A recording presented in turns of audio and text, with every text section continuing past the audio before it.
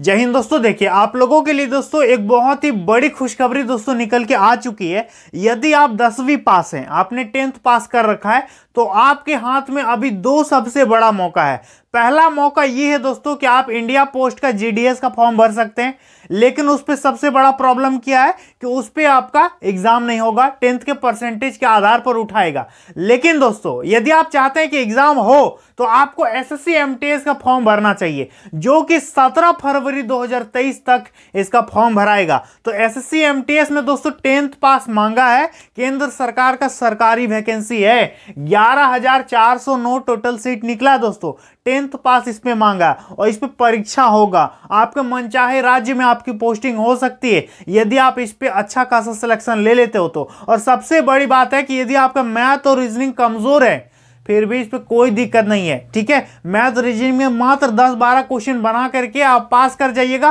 केवल एक एग्जाम आपको निकालना है दोस्तों, ये वाला सेशन 2, ठीक है। इस पे नेगेटिव मार्किंग भी नहीं है और ये मैथ और रीजनिंग केवल क्वालिफाइंग है। तो जो विद्यार्थी मैथ और रीजनिंग से डरते हैं, मैथ और रीजनिंग से यदि आप भागते हैं, तो आपके लिए दोस्तों यही वैकेंसी है, सबसे बेस्ट वैकेंसी है एसएससी एमटीएस। देखिए दोस्तों टोटल सीट निकला 11,409। इसमें दो तरह का वैकेंसी है, एक है एमटीएस मल्टीटास्किंग स्टाफ और एक है दोस्तों हवलदार, ठीक है। एमटीएस में 10,880 टोटल सीट है और हवलदार में 529 टोटल सीट है, ठीक है। अब दोस्तों बहुत सारे विद्यार्थी पूछ रहे थे क्या इसका फॉर्म अलग भरेंगे कि इसका फॉर्म अलग भरेंगे। बिल्कुल नहीं, आपको केवल एक ही फॉर्म भरना है और हाँ पोस्ट का प्रेफरेंस देना है कि एक नंबर में इसको रखोगे कि एक नंबर में इसको रखोगे। आपको केवल पोस्ट का प्रेफरेंस देना है, फॉर्म आपको एक ही भरना पड़ेगा, ठीक है। एक ही फॉर्म में दोनों हो जाएगा। एलिजिबिलिटी यानी योग्यता क्या मांगा है, तो देखिए 10वीं पास, आपका मैट्रिक पास होना जरूरी है। इस पे परसेंटेज से कोई भी लेना देना नहीं है।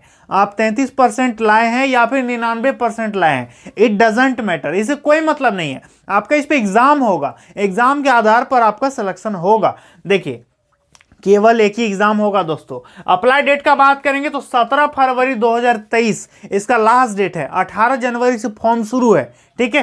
17 फरवरी लास्ट डेट है, भरिएगा जरूर, ठीक है। उम्र सीमा का बात करेंगे, एज लिमिट समझ लीजिए, मिनिमम 18 साल होना चाहिए दोनों पोस्ट में, कम से कम 18 ईयर्स और मैक्सिमम 25 साल और 27 साल, ठीक है। एक में 25 साल होना चाहिए, एक में 27 साल अधिकतम उम्र। और यदि आप ये जनरल कैटेगरी का हो गया, यदि आप ओबीसी हैं तो 3 साल छूट मिल जाएगा। यदि आप एससी एसटी कैटेगरी से बिलोंग करते हैं तो आपको एज में 5 साल का रिलैक्सेशन देखने को मिलेगा, ठीक है। तो ये हो गया एज लिमिट। अब बात करेंगे भरने में कितना पैसा लग रहा है, तो मात्र 100 रुपये लग रहा है, वो भी सभी से नहीं लग रहा केवल जनरल, ओबीसी और ईडब्ल्यूएस वालों को 100 रुपीज पेमेंट करना पड़ेगा, जो कि किसी भी वैकेंसी के लिए सबसे कम पेमेंट है दोस्तों, ठीक है। और यदि आप एससी एसटी पीएच फीमेल है तो आपका इस पे पैसे देने की जरूरत नहीं है, महिलाओं का भी पैसा इस पे नहीं लगेगा। समझ में आ गया, 100 रुपये लग रहा है, भर देना, सबसे अच्छा वैकेंसी है। हम तो यही बोलेंगे कि अभी आपको ये वैकेंसी जरूर से जरूर भरना चाहिए। यदि जीडीएस में आपका सिलेक्शन नहीं हुआ तो एक एग्जाम तो हाथ में रहेगा ना कि एग्जाम देंगे और सिलेक्शन लेंगे, ठीक है। जीडीएस नहीं हुआ तो क्या एग्जाम देके नौकरी लेंगे, तो एसएससी एमटीएस जरूर भरोगे, ठीक है।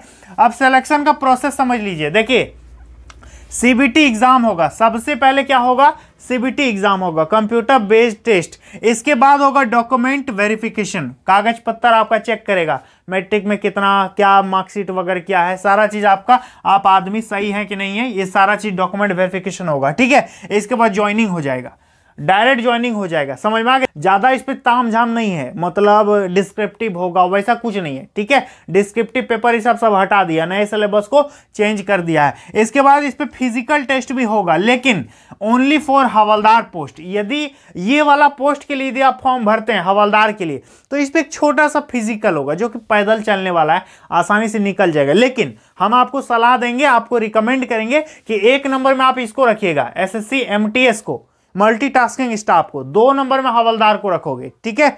समझ में आ रहा। यदि आप फिजिकली कुछ आपको दिक्कत है तो एमटीएस को रखना, इसको हटा देना, हवलदार छोड़ देना। और यदि आपको मन है दोनों, तो 1 नंबर में एमटीएस को रखना, 2 नंबर में हवलदार को रखना। ठीक है, तो ये हो गया दोस्तों ओनली फॉर हवलदार में आपका फिजिकल होगा। यदि आप हवलदार नहीं भर रहे हैं तो आपका फिजिकल देने की जरूरत नहीं है। ठीक है, अब देखिए सीबीटी एग्जाम का जो सिलेबस है इसको समझना बहुत जरूरी है। यहीं पर विद्यार्थियों का मेन प्रॉब्लम है, नहीं समझ पा रहे हैं आप लोग और जो मन से पढ़ रहे हैं, रीजनिंग पढ़ रहे हैं, मैथ पढ़ रहे हैं, पूरा कोई फायदा नहीं है रीजनिंग और मैथ पढ़ने से। पढ़ना ही है तो जो हम बताएंगे उसको पढ़िए। ठीक है, आपका पक्का सिलेक्शन होगा। देखिए सीबीटी जो एग्जाम है, पहले का नियम क्या था कि सीबीटी एग्जाम होता था, फिर डिस्क्रिप्टिव पेपर होता था, ऑफलाइन एग्जाम होता था। ठीक है, लेकिन इस बार क्या है कि सीबीटी जो एग्जाम है उसको 2 पार्ट में कर दिया। कंप्यूटर में जो एग्जाम होगा उसको 2 भाग में कर दिया। एक को कहता है सेशन 1 और दूसरे को कहता है सेशन 2। ठीक है, सेशन 1 और सेशन 2 समझिए। सेशन 1 में रहेगा मैथ और रीजनिंग। सेशन 1 में केवल मैथ और रीजनिंग रहेगा। समझ में आ गया? मैथ रहेगा 20 क्वेश्चन, रीजनिंग रहेगा 20 क्वेश्चन। प्रत्येक क्वेश्चन 3-3 नंबर का होगा, तो 20 या 60 नंबर, 20 या 60 नंबर, 120 नंबर का आपका सेशन 1 होगा, जो कि क्वालिफाइंग है। इस पे केवल पास करना है। कितना लाना होगा जनरल को, ओबीसी को, यहां पर स्क्रीन में आप देख सकते हैं। जनरल को 30% मार्क्स लाना है, 120 का 30% लाना है, 36 नंबर आपको मात्र लाना है। उसी तरह से ओबीसी का 25% लाना है, एससी एसटी को 20% मात्र मार्क्स लाना है, पास कर जाइएगा। सेशन 1 में आपको ज्यादा मार्क्स लाने की जरूरत नहीं है, केवल इस पे पास करना है। जो विद्यार्थी यहां पास करेगा वही यहां पहुंचेगा सेशन 2 में। यदि आप इस पे पास करते हो तभी आपका ये वाला चेक होगा। यदि यही फेल कर जाइएगा तो ये वाला आपका चेक भी नहीं करेगा। और फाइनल जो नौकरी मिलेगा, मेरिट बनेगा, इसी के आधार पर बनेगा, इसका कोई वैल्यू नहीं रहेगा। ये सिर्फ आपको वहां तक पहुंचा देगा सेशन 2 में। ठीक है, और सेशन 1 की सबसे बड़ी खास बात यह है कि इस पर नेगेटिव मार्किंग नहीं है, माइनस मार्किंग भी नहीं है। यदि आप देखिए 20 का 20 और 20 का 20 यहां भी बना देते हैं तो सब भी बना दो, यदि कुछ गलत भी होगी तो कोई टेंशन वाली बात नहीं है। केवल आपको पास करना है, ज्यादा इस पे मार्क्स लाके कोई फायदा इस पे होने वाला नहीं है, केवल पास करना। और टाइम मिलेगा 45 मिनट। एक टोटल 40 क्वेश्चन रहेगा दोस्तों, 120 मार्क्स का आपका एग्जाम होगा, नेगेटिव मार्किंग नहीं रहेगा, 45 मिनट का टाइम होगा। ये सिर्फ exam only for qualifying, only just for qualifying, इस पे आपको केवल पास करना। देखिए दोस्तों, एसएससी एमटीएस की सबसे अच्छी तैयारी के लिए आप लोगों को एसके पब्लिकेशन का किताब ले लेना है।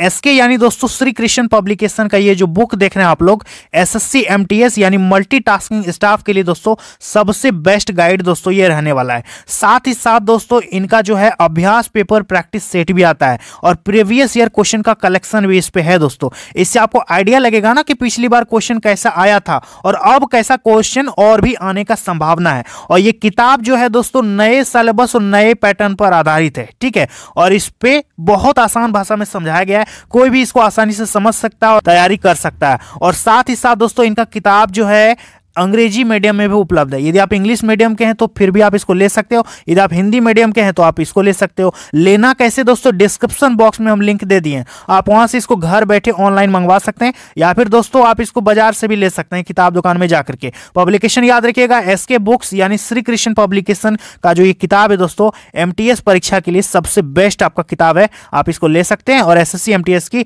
तैयारी करके पक्का सिलेक्शन ले सकते हैं। अब जो विद्यार्थी यहां पास कर जाएंगे उन्हीं का यहां पर चेक करेगा। यदि आप फेल कर जाइएगा तो ये वाला यदि आप बहुत लाए फिर भी देखेगा भी नहीं उसको। ठीक है, तो इसको चेक करवाने के लिए इस पे पास करना होगा। तो जो विद्यार्थी यहां पास करेंगे उनका ये चेक होगा। इस पे क्या है, ये है सेशन 2, इस पे जीके प्लस करंट अफेयर्स रहेगा 25 क्वेश्चन और इंग्लिश लैंग्वेज रहेगा 25 क्वेश्चन। तो 25 तिया 75 नंबर, 25 तिया 75 नंबर, 150 मार्क्स का इस पे एग्जाम होगा। क्वेश्चन हो गया टोटल 50 क्वेश्चन हो गया। और हाँ, इस पे नेगेटिव मार्किंग रहेगा, 1/3 का नेगेटिव मार्किंग रहेगा। 3 क्वेश्चन को गलत कीजिएगा तो 1 नंबर आपका माइनस हो जाएगा सही वाला। ठीक है, तो ये दोस्तों आपका इसी से मेरिट बनेगा, इसी से आपको नौकरी मिलेगा, हवलदार में भी और एमटीएस में भी। ये सिर्फ पास करने के लिए है। ठीक है, और नेगेटिव मार्किंग है इस पे, और टाइम इस पे भी आपको 45 मिनट ही टाइम मिलेगा। अब आप मुझे बताइए कि क्या मैथ और रीजनिंग पढ़ के कोई फायदा है? फायदा है केवल पास करने के लिए। उतना पढ़ो जिससे पास हो जाओ। ठीक है, मेन फायदा आपको जीके और करंट अफेयर्स और इंग्लिश ही काम देगा, यही आपको नौकरी दिलाएगा। मैथ और रीजनिंग सिर्फ पास करके आप इस पे जाइए, इसी से मेरिट बनेगा, इसका कोई वैल्यू नहीं है। मैथ रीजनिंग में केवल पास करना भाई, ठीक है, तभी आपका वो वाला चेक करेगा। ठीक है। तो मैथ रीजनिंग में ज्यादा दिमाग मत लगाओ, थोड़ा सा रिवीजन करो, ठीक है। नोट्स वगैरह देख लो, बेसिक चीज समझ लो, पुराने क्वेश्चंस को देख लो। ज्यादा यदि दिमाग लगाना है तो कहां लगाना है, जीके और करंट अफेयर्स में और इंग्लिश में। यही 2 पेपर है जो आपको सिलेक्शन दिलाएगा। समझ में आ रहा है हम क्या बोल रहे हैं? तो ये हो गया दोस्तों सिलेबस। सिलेबस समझने में किसी को दिक्कत है तो बताइए, और यदि सिलेबस समझ में आ गया तो कमेंट में बता देना कि हाँ सर सिलेबस हम समझ गए, नहीं तो आप कहोगे कि सर नहीं समझाए बढ़िया से। दिक्कत है तो बताओ, हम फिर से वीडियो बना देंगे, ठीक है। तो सिलेबस आप लोगों को समझ में आ गया ना? चलिए कमेंट में जरूर बताइएगा। अब बात करेंगे दोस्तों फिजिकल क्या होगा। हवलदार वाला जो पोस्ट आप चुनोगे उस पे फिजिकल में क्या पूछेगा। तो फिजिकल देखिए, हवलदार ओनली फॉर हवलदार पोस्ट के लिए, यानी एमटीएस में आपका फिजिकल नहीं है। एमटीएस में फिजिकल नहीं है, केवल हवलदार ये वाला जो पोस्ट है ना, ये वाला कहां गया, ये वाला पोस्ट में आपका फिजिकल होगा, ठीक है। तो देखिए इस पे वॉकिंग करना होगा, पैदल चलना है। कितना चलना है? 1600 मीटर 15 मिनट में मेल को, और फीमेल को चलना है 1 किलोमीटर 20 मिनट में, ठीक है। पैदल चलना है। हाइट की बात करेंगे तो 157.5 सेंटीमीटर हाइट होना चाहिए कम से कम, और 152.5 सेंटीमीटर महिलाओं का हाइट होना चाहिए कम से कम, ठीक है। और यहां पर दोस्तों कुछ विद्यार्थियों को हाइट में रिलैक्सेशन भी मिलेगा। हाइट में कितना रिलैक्सेशन हो, किसको मिलेगा, हम यहां पे स्क्रीन में आपको दिखा देते हैं, ठीक है। लेकिन नॉर्मली सभी विद्यार्थियों का इतना हाइट आपका होना चाहिए। चेस्ट की बात करेंगे तो 81 सेंटीमीटर आपका मिनिमम छाती होना चाहिए चेस्ट। फीमेल के चेस्ट की रिक्वायरमेंट नहीं होती है, लेकिन फीमेल का एक चीज जरूर मांगता है, वो है दोस्तों वजन। महिलाओं का कम से कम 48 किलो वजन होना चाहिए, फीमेल का 48 केजी वेट आपका होना चाहिए। ये दोस्तों केंद्र सरकार की वैकेंसी है जिसका फॉर्म अभी अप्लाई हो रहा है, तो आप लोग इसको जरूर भरिएगा। और कौन कौन विद्यार्थी जीडीएस का फॉर्म भरने जा रहे हैं आप मुझे कमेंट सेक्शन में जरूर से जरूर बता दीजिएगा, ठीक है। और जीडीएस का मैंने वीडियो बना रखा है, यदि आप नहीं देखें दोस्तों तो लिंक नीचे डिस्क्रिप्शन बॉक्स में हम डाल देंगे। जीडीएस वाला वीडियो भी आप लोग जरूर से जरूर देखिएगा, और चैनल को मेरे सब्सक्राइब जरूर कीजिएगा, क्योंकि हर प्रकार का नौकरी वैकेंसी यही सब का अपडेट हम चैनल पर डालते रहते हैं।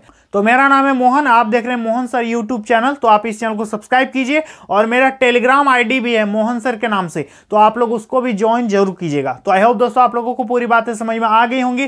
तो चलिए आज के लिए इतना ही, मिलेंगे अगली वीडियो में बहुत जल्द एक नई वैकेंसी के साथ। तब तक के लिए जय हिंद।